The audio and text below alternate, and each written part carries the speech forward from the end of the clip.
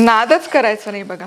हा पराठा आ हा हा हा बघा काय दिसतोय, एकदम खरपूस बहारदार. आणि हा उपवासाचा रेशमी पराठा आहे. त्यासोबतच चटणी देखील आपण करतोय उपवासाची. एकदम मऊ लुसलुशीत, दिवसभर जरी ठेवला तरी मऊ मऊ राहणार हा पराठा आणि अतिशय खमंग खरपूस होतो. नमस्कार, मी मधुराज रेसिपीमध्ये तुम्हा सर्वांचं खूप खूप खूप मनापासून स्वागत. नवं कोरं करकरीत ते चॅनल आहे, पटकन सबस्क्राईब करायचं. रेशमी मौसूत हा पराठा होतो, त्यासोबत चटपटीत अशी चटणी. अजून काय हो उपवासाला, हो की नाही? साहित्य काय काय घेतलं ते बघूया. 2 बटाटे उकडून त्याचं साल काढून घेतलं, अर्धा कप साबुदाणा, अर्धा इंच आल्याचा तुकडा, हिरवी मिरची, बारीक चिरलेली कोथिंबीर, चवीपुरतं मीठ, जिरं, चिली फ्लेक्स. आज काही उपवासाचा दिवस नाही, उपवासाला कोथिंबीर खात नाहीत, नाही घातले काहीच हरकत नाही, पण आज माझा उपवास नाही त्यामुळे मी कोथिंबीर घातली. तर सगळ्यात आधी साबुदाणा भाजून घ्यायचा. साबुदाणा भाजला की तो हलका होतो आणि पीठ दळणं सोपं होऊन जातं. खूप तांबूस वगैरे असं करायची गरज नाहीये. साबुदाणा शक्यतो मोठ्या आचेवरच भाजायचा, त्यातला फक्त पाण्याचा अंश आपल्याला काढून घ्यायचा. तर एक 5 मिनिटं साधारण मी भाजून घेते. साबुदाणा भाजताना कसं ओळखायचं हे बघ. लाह्या कशा फुटतात तसं साबुदाणा फुटायला सुरुवात होते बघा. त्याचा आकारही वाढतो आणि एकदम हलका होतो. पॉपकॉर्न लाह्या हे बघा, तडतड तडतड भाजायला लागतं. याचा अर्थ साबुदाणा आपला मस्त हलका झालाय आणि खमंग असा भाजून झाला. वा, रंग नाही बदलत पण आहे त्या आकारापेक्षा टपोरा होतो. आता गॅस बंद करते आणि हा साबुदाणा हलकासा थंड करून घेऊया. साबुदाणा थंड होतोय तोवर इथे बटाट्याचं वाटण तयार करूयात. उकडलेला बटाटा घ्यायचा, मिरची, आलं. आधी पाण्याचा अजिबात वापर न करता मिक्सरला हे फिरवूया. हे बघा, छान अशी प्युरी तयार झाली. आता यामध्ये थोडंसं पाणी घालते, पाव कप पाणी, जास्त पाण्याचं गरज नाहीये.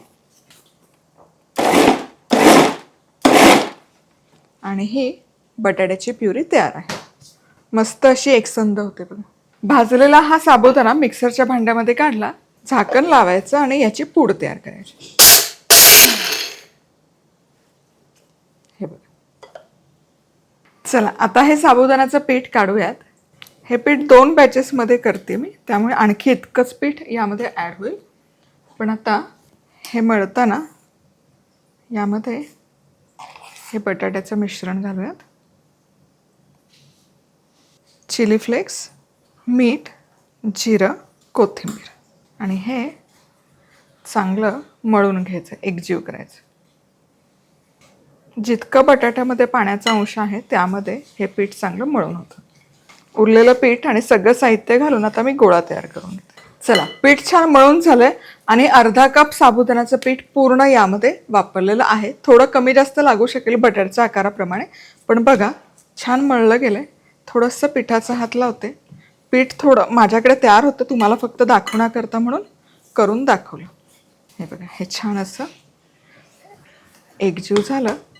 आता यातून गोळा घ्यायचा, सुक्या पिठात बुडवायचं आणि जितका शक्य असेल तितका पातळ पराठा लाटायचा. हा लाटत असताना थोडा पिठाचा वापर करावा लागतो, नाहीतर हा चिकटून बसतो.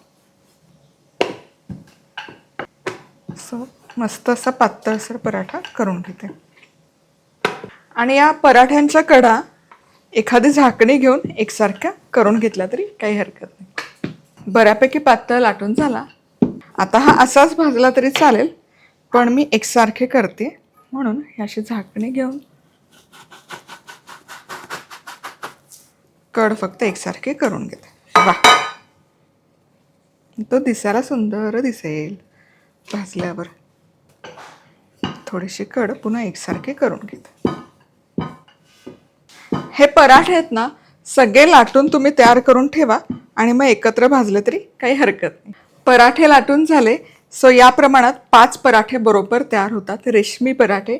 आता ते भाजूच यात, पण आधी चटणी करूया. तर चटणी करता समप्रमाणात दही, भाजलेल्या दाण्याचा कूट, चमचाभर साखर, चवीपुरतं मीठ आणि लाल तिखट.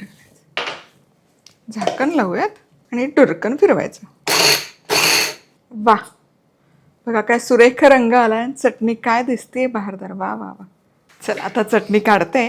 बघा एकदम दाटसर, स्मूथ, क्रीमी आणि रंग पण बहारदार आलाय. वा, चटणी तयार आहे. आता पराठे भाजूयात. तवाही गरम केला.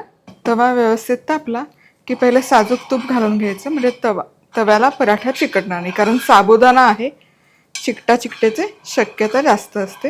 आणि हा पराठा आहे ना, शक्यतो मोठ्या आचेवर भाजायचा, मंद आचेवर भाजू नका. हे बघा.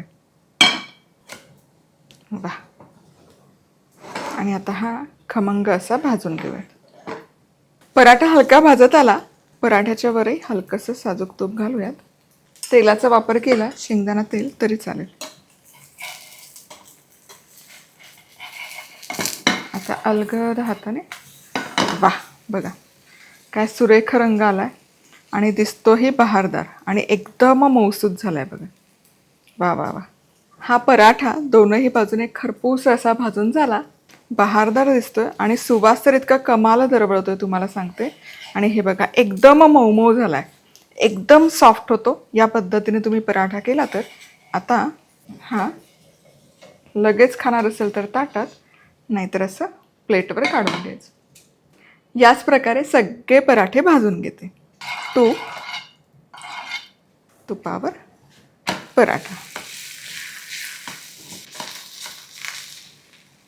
चटपटीत आंबट गोड तिखट चवीची चटणी, त्यासोबत हा मस्त मऊ मऊ रेशमी असा पराठा, तोही उपवासाचा. क्या बात आहे. इतकं आणि हा आहे ना खरपूसही होतो, मऊ होतो पण तितकाच खरपूस आणि एकदम अलवार होतो. चावायचीही गरज नाही पडत. तुम्हाला अगदीच वाटलं की नाही इतकं आम्हाला मऊ नकोय, तर मग थोडं वरईचं पीठही त्यामध्ये घाला किंवा राजगिरा पीठ घातलं तरी चालेल. पुन्हा भेटूयात अशाच खमंग खुसखुशीत रेसिपीसोबत. तोवर मस्त राहा, खुश राहा, आनंदी राहा. सगळ्यात महत्त्वाचं खात राहा.